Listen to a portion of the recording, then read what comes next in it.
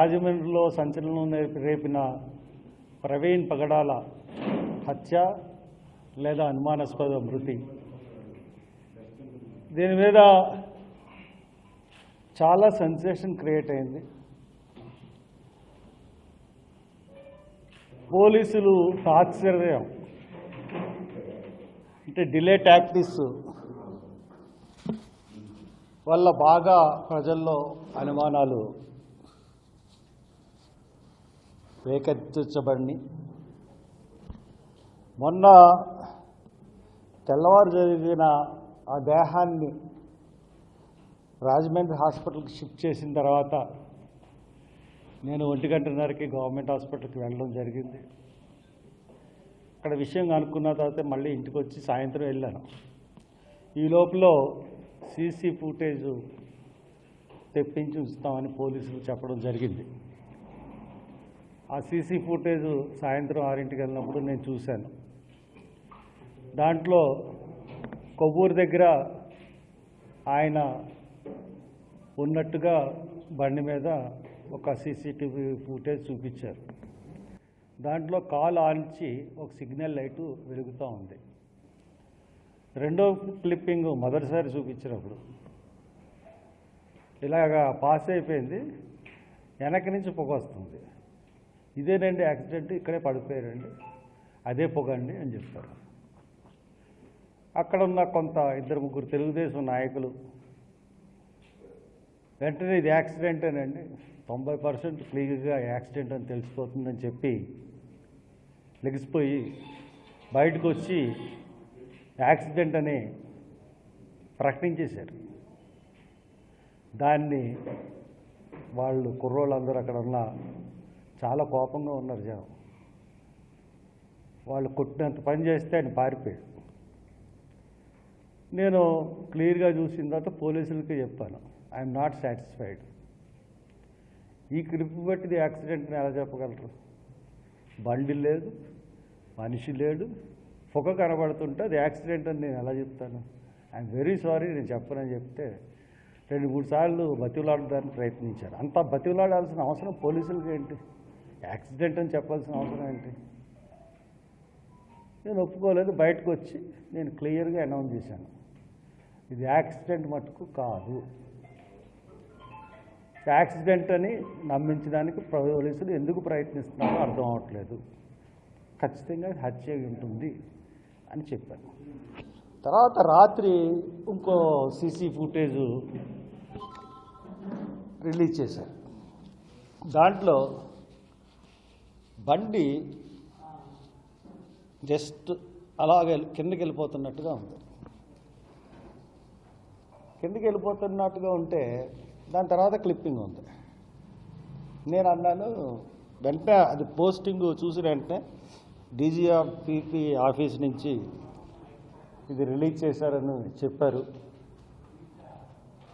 వెంటనే అన్నాను, దీనికి ఈ క్లిప్పింగ్కి ముందు 1 నిమిషం కానీ 30 సెకండ్లు కానీ ఏం జరిగిందన్న క్లిప్పింగ్ వస్తే ఇది యాక్సిడెంట్ అని నమ్మచ్చు, లేకపోతే ఇది యాక్సిడెంట్ అని నమ్మడానికి లేదు. ఇంకోటి ఏంటి, కొవ్వూరు దగ్గర ఆ యొక్క బండికి సిగ్నల్ లైట్ మీదే వస్తున్నాడు ఆయన. ఇక్కడ బండి హెడ్ లైట్ వెలుగుతా కిందకి వెళ్ళిపోయినట్టు ఉంది. ఈ 2 విషయాలు అనుమానానికి దారితీసినాయి. ఇక్కడి నుంచి ఇక డ్రామా బిగినైందండి. పోలీసుల డ్రామా అంటే ప్రభుత్వ డ్రామా. అక్కడి నుంచి మొన్న సాయంత్రం మొదలుపెట్టిన ఎంక్విస్ట్ నిన్న పొద్దున్నంతా రాస్తూనే ఉన్నారు.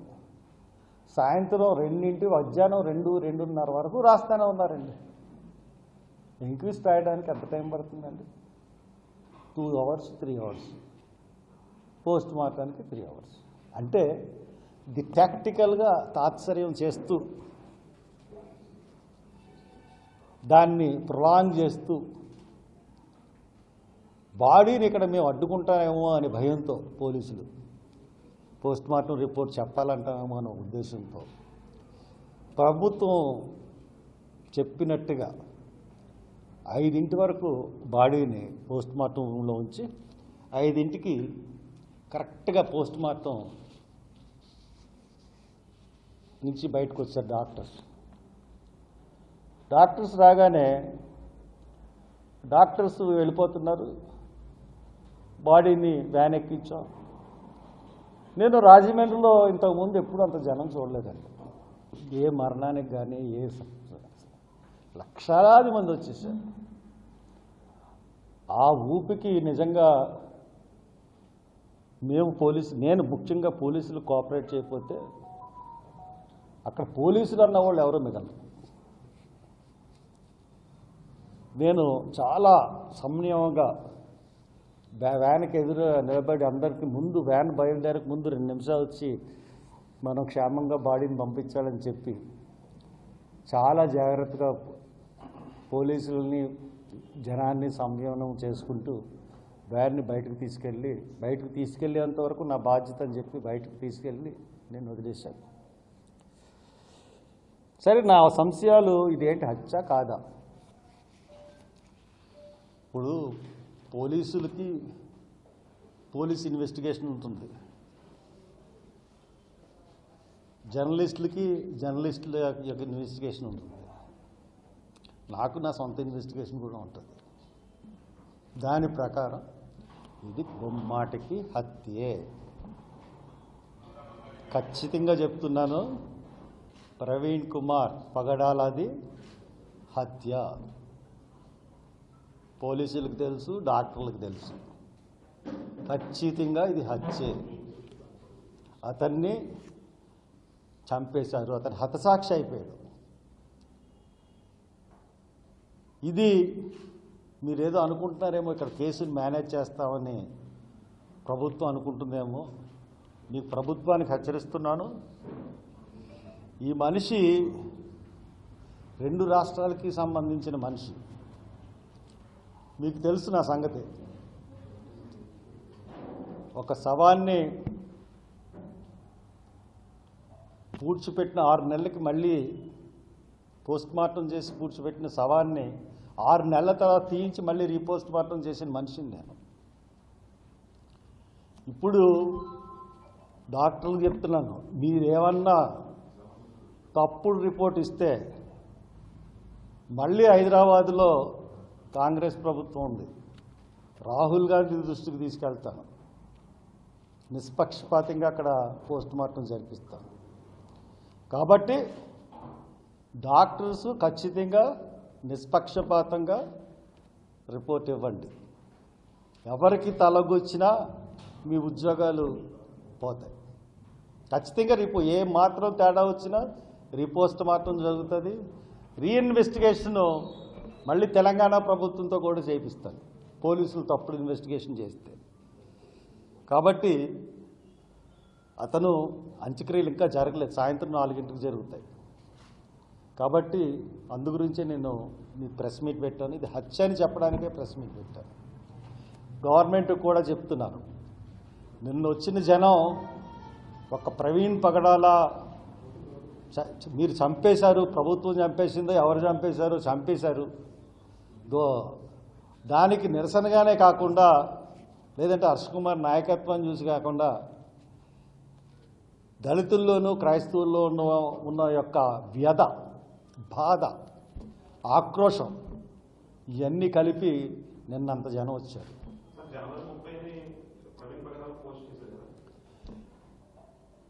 అంత జనం నేను ఎప్పుడు చూడలేదు. ఆ జనంతో నిన్న కంగారు పడిపోయారు పోలీసులు.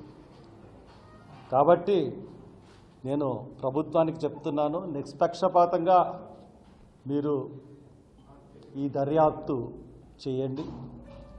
చేసి ప్రైమరీ రిపోర్ట్ రావాలంటే 2-3 డేస్ పడుతుంది జనరల్గా. కానీ ఒక 6-7 గంటల్లో కూడా ప్రైమరీ రిపోర్ట్ ఇవ్వచ్చు. కానీ ఇది క్రూషియల్ కేసు కాబట్టి, సెన్సేషనల్ కేసు కాబట్టి 2-3 రోజుల్లో ప్రాథమిక రిపోర్ట్ ఇవ్వండి. తర్వాత 3 వారాలు 4 వారాల్లో FSLC report, forensic science laboratory report కూడా ఇవ్వండి. ఖచ్చితంగా ఇది హత్య. మీరు దాని ప్రకారం ఇస్తారో మరి ఏ రకంగా ఇస్తారో అన్నది మేము చూస్తూ ఉంటాం. మీరు తప్పుదోవ పెట్టించారంటే మటుకు అందరూ ఇరుక్కుంటారు. నేను ఇక్కడ ఉన్నాను, నేను ఊరుకునే మనిషిని కాదు, లొంగే మనిషిని కాదు, మీకు తెలుసు అందరికీ. కాబట్టి దాని ప్రకారం ఫాలో అవ్వమని నేను అందరికీ తెలియజేస్తాను. Any questions?